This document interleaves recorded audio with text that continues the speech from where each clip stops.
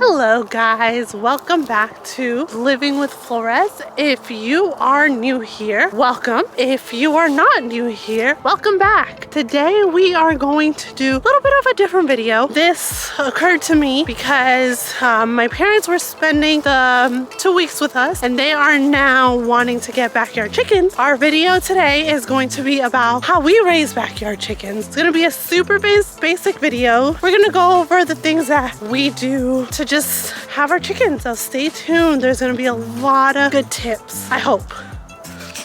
So you want backyard chickens. Okay, well, that's what you want. There's a few things that may be beneficial before you get them, or in preparation of getting them. We have 11 hens and a rooster. It's that guy right there, big dog, yard pimping, keeping the yard in check. If you get them, there's multiple ways you can get them. You can buy them from a friend, buy them from Tractor Supply, buy them from any place that sells chickens, like Atwoods, like I said, Tractor Supply, feed stores. We buy ours from a lady at our local feed store. She has a knack for being able to tell if it's a hen or a rooster within a certain percentage that we're comfortable with. Never steered us wrong, but note that if this is your first time and you go buy them as chicks, you may be getting roosters, which is not what you want. Because roosters don't lay eggs because they're boys. That's one thing to be cautious of. You can buy them as chicks. They're generally cheaper, but you're going to be spending more money on feed, growing them out.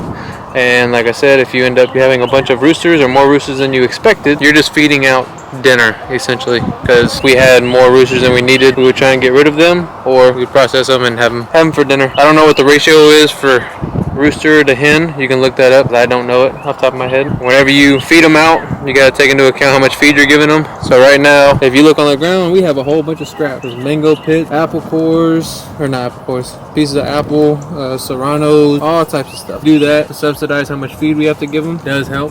Lots of table scraps and vegetables and fruit.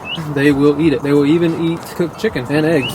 So if we have a chicken that we didn't eat all of it, we'll bring it out here and they'll take care of it. If you don't buy them as chickens and you buy them at how many weeks? How old they gotta be? Like 17 weeks. 17 weeks. You buy them older, you're gonna spend more money because someone else has already fed them out. We paid $30 a bird. Yes, if you get chicks, you're paying about $6 a bird, usually, give or take, depending on where you're at and what kind of bird it is. But you gotta take into account how you gotta buy a tub to put them in because they're too little to be outside. You have to get a heat lamp to make sure that they are warm because they don't have all their feathers in. And then you gotta feed them until they start laying, which is usually about 6 months. That's usually when they start laying. So you have to really pay attention to all that. Do you want eggs now, or do you want to grow these chicks to get eggs at some point? And depending on when you get them, you can, if you buy them in the summer and then it's winter when they turn 6 months old, you're probably not going to get any eggs because they stop laying in the winter. That's something to think about during when you get chicks. Then you can buy full grown, which are about 17 weeks old or close to laying, and they will cost you about $30 a bird, which is hefty compared to the $6, but you don't have to invest as much money into them with feed and the heat lamp and all that. You can just bring them outside, put them in your chicken coop, and wait till they start laying. One thing to consider is, you want them to free range, or do you want them to be in something like what we have here? We wanted them to free range, but we had a puppy, or we still have the puppy. She's over there because she's been acting up. But if you have dogs and animals and stuff like that that may try and get after them, you might want to figure out a way to secure them, and they're not necessarily going to not be free ranging anymore. If they're in something like this and the fence is not permanent, like this one is not permanent, we can move it around as we see fit. We can still move them around, and they can scratch and everything wherever we put them. But if you want a permanent location with a permanent fence, definitely you can set that up, but always be mindful. If you have something that can get a hold of your chickens, then make sure they have some type of protection. This is a hot fence. We use that from time to time, we used to not use it, and that's where we find out that our puppy likes to eat chickens. And she also likes to eat eggs. Yeah, and they would eat eggs. Yeah, lots of factors when it comes to getting chickens, as far as feed, protection, shelter, water. If you're still thinking about getting chickens, you need to have a chicken coop. I'll show you ours, but I'll link our chicken coop tour video here. This is ours. It's not huge, but chickens don't really need that much space, and they only come in here to sleep. What they really need is their nesting boxes, and this is where they will lay. And then we just make sure that there is windows for airflow, all that. Something very handy is having access to the nesting boxes on the outside so that you don't have to go all the way in there just to check for eggs. Another thing is when your chickens start laying, they're not going to know where to lay. Some do, some don't, but they sell these little fake eggs. They're porcelain eggs, and you just, they're ceramic. They're ceramic eggs. And yes, so get fake eggs and put them where you want them to lay, and they will see eggs there, and then they will lay there. Because if you don't, they will lay anywhere, such as in that trench. And we maybe found one or two, but when we first moved out here, we didn't have a chicken coop. We just had a lean-to.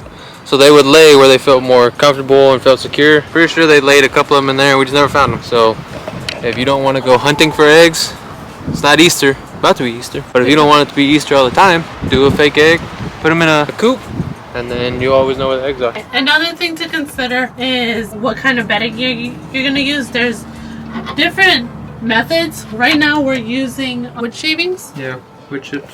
Wood chips. The one method that we want to try is the deep litter, but we just haven't gotten to that yet. This is just what we started with. It's what we knew.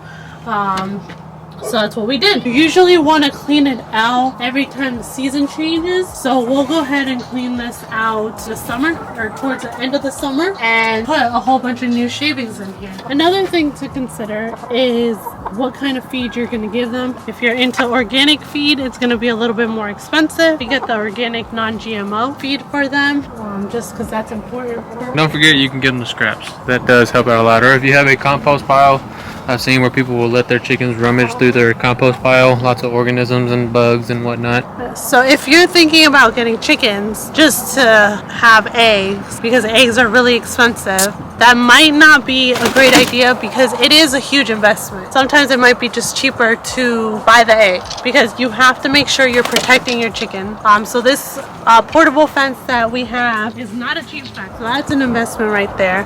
Making sure that we have a safe chicken coop for them, that was an investment. I will have to warn you about chicken mess. Once you get a couple chickens, you're gonna want more.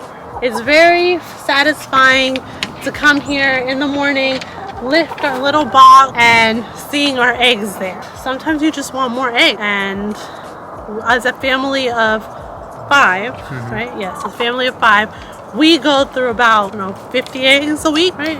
Give or take. Yeah, between 35 and 50. So we do eat a lot of eggs. So the more chickens that we have would be ideal. Right now we are getting about 8. We're averaging 8 eggs a day. Yeah. Another thing is we have been raising chickens for about 2 years. 2 years now. We have been lucky, knock on wood. We have not had any issues with parasites or sicknesses or anything along those lines, but I do know some people, oh gosh, that's scared me.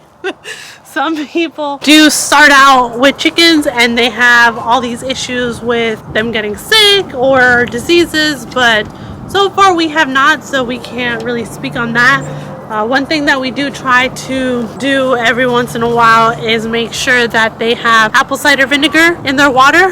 That's great for their health. Another thing that we try to do is make sure every once in a while to put some garlic powder in their feed, and that helps as a natural antibiotic for them. And then another thing that you can use is a little bit of diatomaceous earth sprinkled into their feed. I know that one's a little controversial. Some people think that it gets in their airways and all that. We do just sprinkle a little bit in their feed, and we don't do it all the time.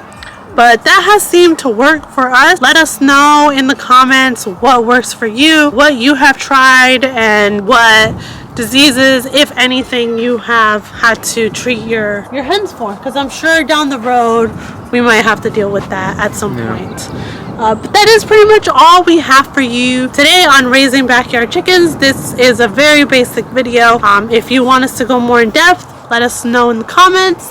Just tell us what you would like to know more about, and then if there's something that we missed that you think is extremely important, let us know as well. And don't get scared. And you had said it can be expensive. It can be expensive. You don't have to start out with a lot or with anything huge.